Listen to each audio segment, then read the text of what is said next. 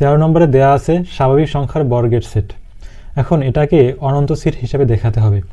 তাহলে আমাকে এমন একটা সেট নিয়ে আসতে হবে যে সেটটা আসলেই একটি অনন্ত সেট, এবং সেই সেটের সাথে এটার একাকী মিল দেখিয়ে সমতুল বলতে পারলে ওই সেটটা যদি অনন্ত সেট হয় তাহলে ওই সেটের সমতুল এই সেটটা অনন্ত সেট হবে। আমরা সেই কাজটাই করব। দেয়া আছে আমাদের যেটা, সেই সেটটা হচ্ছে স্বাভাবিক সংখ্যার বর্গের সেট, সেটা এ ধরে নিলাম এবং সেটাকে বর্গ আকারে লিখলাম।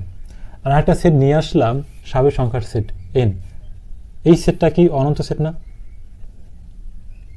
এটা তুমি গুণে নির্ধারণ করতে পারবে না। তাহলে সেটাই আমরা লিখলাম এই সেটটা, এবং এই সেটটাকে লিখলাম এখানে। এখন এই দুটোর ভিতরে একাক মিল দেখাতে হলে কি করতে হবে? দেখো, প্রথম উপাদান এটা মিলে গেল, দ্বিতীয় উপাদান মিলে গেল, তৃতীয় উপাদান মিলল কিভাবে? এই 2 এর বর্গ 4, 3 এর বর্গ 9, 4 এর বর্গ 16, 5 এর বর্গ 25, n এর বর্গ n স্কোয়ার। তার মানে কি এটা একটা একাক মিল হয়ে গেল না? তাহলে একাক মিল হলে এটা আবার সমতুল্য সেট হয়ে যাচ্ছে। তাহলে আমরা আগেই দেখলাম এটা স্বাভাবিক সংখ্যার সেট একটি অনন্ত সেট। তাহলে এর অনন্ত সেট, এর সমতুল সেটও তো একটা অনন্ত সেট হবে।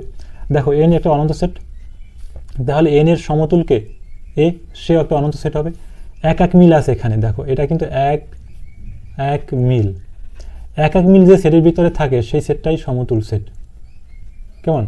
তাহলে সেই কাজটা আমি সেই বিষয়টা এখানে লিখেছি। এখানে সেট দুটির মধ্যে একাক মিল বিদ্যমান, তাই এরা সমতুল সেট। একটু উপরে নিয়ে নিই। এন সেটের সদস্য সংখ্যা গণনা করে নির্ধারণ করা সম্ভব নয়। দেখো, এন সেটের সদস্য সংখ্যা তুমি গণনা করে নির্ধারণ করতে পারবা না। তাই এন এর সমতুল এ এর উপাদান সংখ্যা গণনা করা সম্ভব নয়। যেহেতু তুমি এন সেটের উপাদান সংখ্যা গণনা করে শেষ করতে পারবে না, তাই এন এর সমতুল এ সেটের উপাদান সংখ্যা গণনা করে শেষ করতে পারবে না। সুতরাং এ সেটটি একটি অনন্ত সেট। এন যদি অনন্ত হয় তাহলে এ সেটটা অনন্ত সেট। এটাই তার প্রমাণ।